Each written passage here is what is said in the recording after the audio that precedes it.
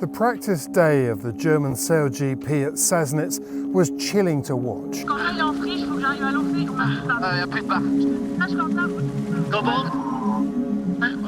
There's nothing fun or entertaining in seeing the catastrophic failure aboard the Brazilian boat as the port hull appeared to fold under the boat as the forward crossbeam failed.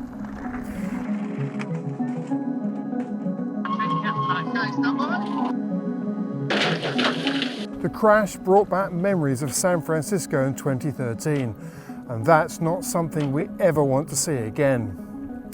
Miraculously, everyone on the boat was safe, but the failure will leave big questions because, despite some great racing over the weekend, this was just one of 3 catastrophic incidents in 2 days.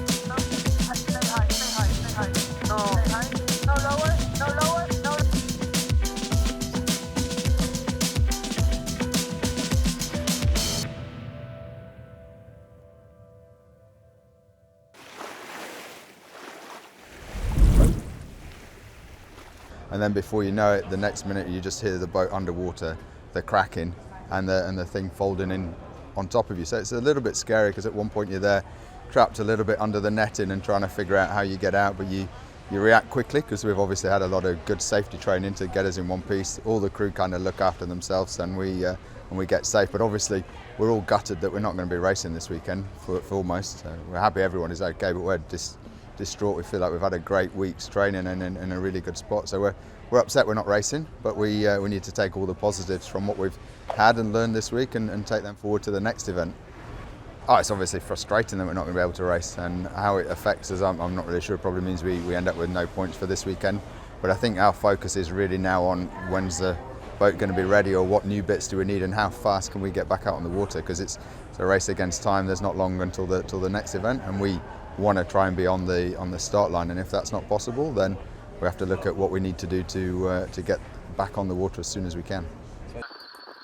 Just seconds beforehand, the French had suffered a major failure too. Seeing the rudder rip off the back of the boat in a high-speed bear-away was also alarming to watch as the F-15 nosedived from flat out to a standstill in a heartbeat. The audio from driver Quentin Delapierre said it all.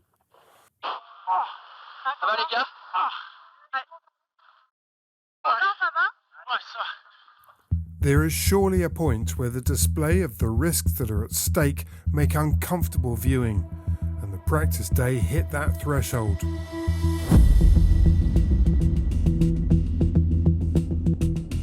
Today was a really good reality check for the fleet that this can happen. This is an action sport and it's dangerous, and yeah, now just got to try, forget it and learn what I can and go into tomorrow. If you want to be in the front out there, you got to push and you got to, trust yourself, the crew, and all the other crews to do the right thing, and that's how we keep, getting away with these tricky races, is because we do the right thing at the right time, and you got to have that trust. You can't lift your foot and back off. I know it seems like that from the outside. It's a sensible thing to do, but these boats actually become harder to sail if you only do it half. You need to sail them the right way. That's my short answer to that question. Yeah, I guess the most important thing for me on the reach and on that bear-away is to make sure that that windward hull is nice and low, so as you never pop the windward rudder out of the water, because the windward rudder's got a lot of downforce in it. So as soon as you pop the windward rudder out of the water, you're going to go bows in. So just trying to keep that, working with the grinders and the jib trimmer especially, to keep wing sheet load, so I've got authority over the roll, and making sure that windward hull stays nice and low. But the drama wasn't over. On the first day of racing, a collision between the port tack American boat and the starboard tack British boat in the 4th and final race of the day had the blood running cold once again. Hearing Hannah Mills' frantic calls tells you all you need to know about how serious this situation was. They're not doing anything. They're not doing anything. Head up. No.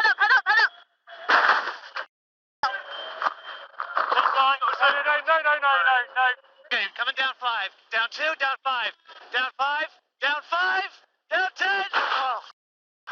The boats are going so fast, and you need to make split-second decisions, and you're trying to race around the track, and there's a lot going on, and yeah, you know, we're obviously trying to balance that at all times, and yeah, this time, you know, we again we lost track and probably needed a little more a better judgment in this case, and again, it's on me, and you know, that's how sport goes. So, apologies.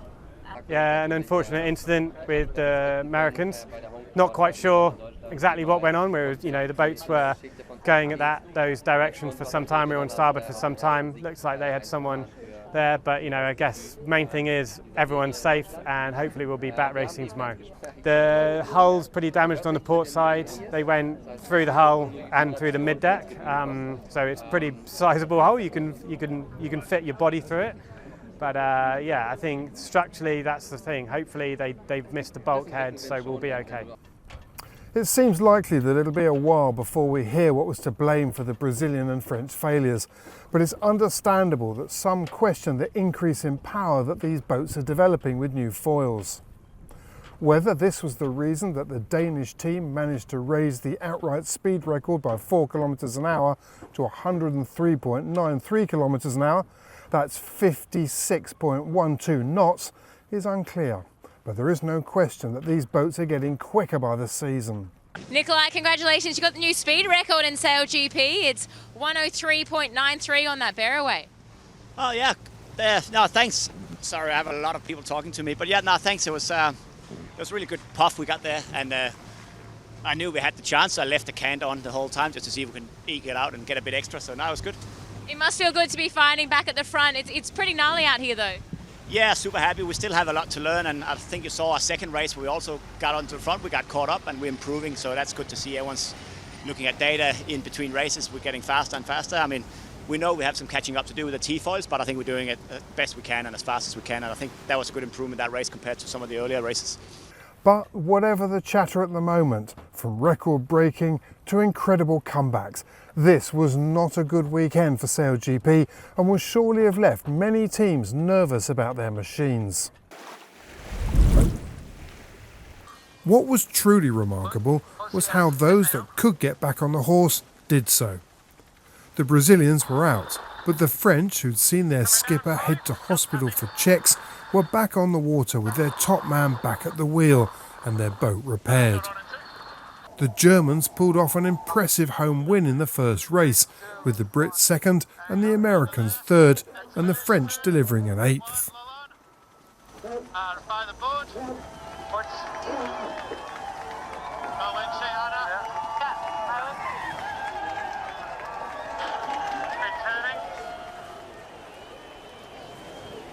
But in the second race they upgraded that and got onto the podium to finish second. The British, with Dylan Fletcher at the wheel, also got onto the podium in this race with a win. Race 3 saw the Australians take a win with the Danes in second. But while race 4 saw the Kiwis add to the list of weekend winners, with the Australians and Canadians behind them respectively, this race was notable for the terrifying collision between the British and the Americans. But not everybody had the same view. Well, I mean, I've probably got a different perspective to a lot, but I sort of was coming in saying that's some of the best sailing I think we've ever done in SailGP. It was windy, it was flat water, it was shifty, it was kind of everything you want as a sailor, sailing the coolest boats in the world. It was unbelievable. We loved it, but we had a good day, so I can imagine some teams coming in saying they didn't have a good time, but yeah, we've got a grin on our face. Somehow the Brits managed to have their boat back in action the next day. The breeze was now at the other end of the scale, much lighter and patchier. But the British performance was much the same, with Fletcher & co winning the next 2 races and scoring a second in the final fleet race. The Brits were on a roll.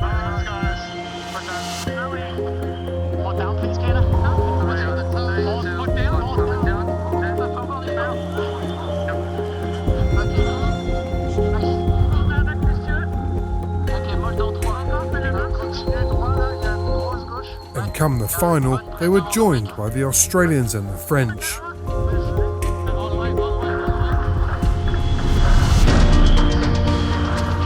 But while the British had dominated the day, it was the French that pulled off an impressive win to deliver the comeback of the weekend, possibly of the season so far.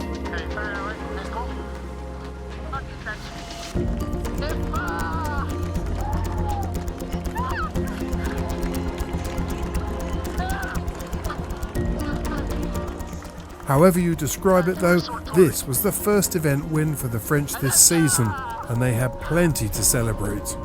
Quentin, congratulations, you started the week going to hospital and you just won the Grand Prix. Yeah, exactly. It's high and lows, but yeah, an amazing feeling with all the team. Like, it's been a while we didn't win a Grand Prix, and it's yeah, super nice feeling. It was such a difficult day out there. It looked like you had to fight till the very end, but it wasn't a win till the very end either. Yeah, exactly. It's super shifty, as you saw. We discussed together yesterday about Harris, and honestly, it looks like pretty much like Harris. And Kevin's been world champion there, so I think he got lucky today. Did you get stressed at all, or did you just enjoy racing? Yeah, just enjoy. It was super good fun, good game, and playing with the shift and the pressure was, yeah, will be a good memory.